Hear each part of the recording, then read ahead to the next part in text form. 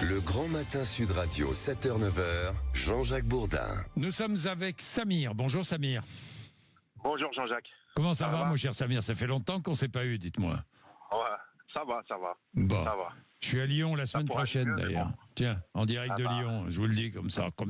Bon, Samir, Vrai, je suis content de venir en région lyonnaise. Ça fait Vous tellement serez où à longtemps Lyon qu'on se connaît, Samir. Ouais, mais vous serez où à Lyon? Je serai fiducial dans les locaux de fiducial. Ah, d'accord. Voilà, on Ok, fait l'émission bon. en direct de là-bas. Bon, Samir, mandat d'arrêt de la CPI. Netanyahou bénéficie d'une immunité à laisser entendre. Oui, il a même dit, le ministre des Affaires étrangères. Ça vous a choqué? Bien sûr que ça me choque, mais je suis pas choqué d'aujourd'hui, Jean-Jacques. Ouais. Ça fait un moment qu'on est choqué en France. Ouais. Comment il est traité le conflit, franchement, je voudrais pousser un coup de gueule parce qu'il y a certains journalistes et certains pseudo-éditorialistes, les propos qu'ils tiennent, ils sont scandaleux, Jean-Jacques. Scandaleux. C'est trop grave.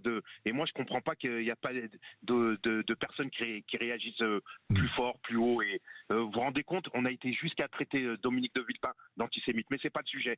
Mais ce monsieur, c'est une victoire. Vous savez pas, pour le peuple palestinien, pour tous les gens qui les soutiennent, que enfin les gens reconnaissent qu'il y a un génocide à Gaza.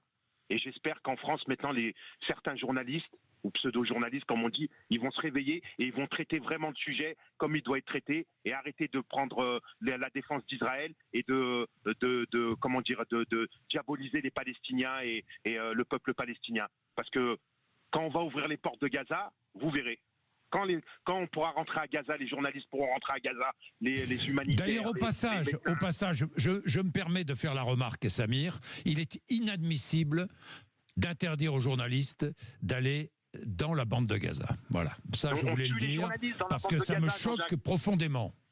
Oui, mais on tue les journalistes, Vous savez combien de journalistes ont été assassinés depuis le 7 octobre? Vous le savez, Jean-Jacques? Je vais vous le dire, plus de 140 journalistes. Bien. Samir, en ce qui concerne l'immunité de Netanyahou, je rappelle que le ministère des Affaires étrangères français se trompe. Il n'y a pas d'immunité des chefs d'État lorsqu'une cour internationale demande leur arrestation pour la commission de crimes internationaux. C'est clair et écrit noir sur blanc. Oui, mais Monsieur Bourdin, ici, il subit des pressions.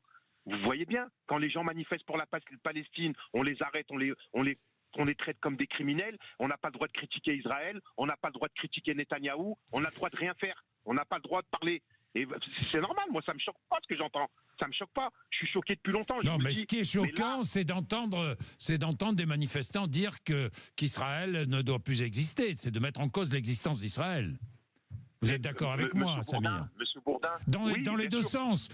Comprenez, j'essaie d'être équilibré. Les gens sont excédés. Est-ce que vous voyez, les gens, ils regardent plus les médias mainstream. Maintenant, on a accès à des... je comprends pas. Il y a un carnage à Gaza. Vous comprenez? Un carnage. On parle de 44 000 morts, mais a priori, il y aurait 4 fois plus. Ça, je ne sais pas. Vous vous rendez compte? Oui. Vous vous rendez compte, la plupart, c'est des vieillards, des enfants et des femmes. Samir, vous avez raison, il faut être juste. Et malheureusement, chacun est partisan, tellement partisan, qu'il en devient aveugle, d'un côté comme de l'autre. Je suis d'accord avec vous, Samir. Ah, moi, Jean-Jacques, oui. Quand vous dites on en devient aveugle, je suis pas trop d'accord. Parce que, en attendant, qui c'est qui se fait massacrer? C'est les Palestiniens. Oui. C'est les Palestiniens qui sont tués tous les jours. Vous vous rendez compte? Rappelez-vous ce qui s'est passé à Amsterdam, comment on a traité le sujet ici en France.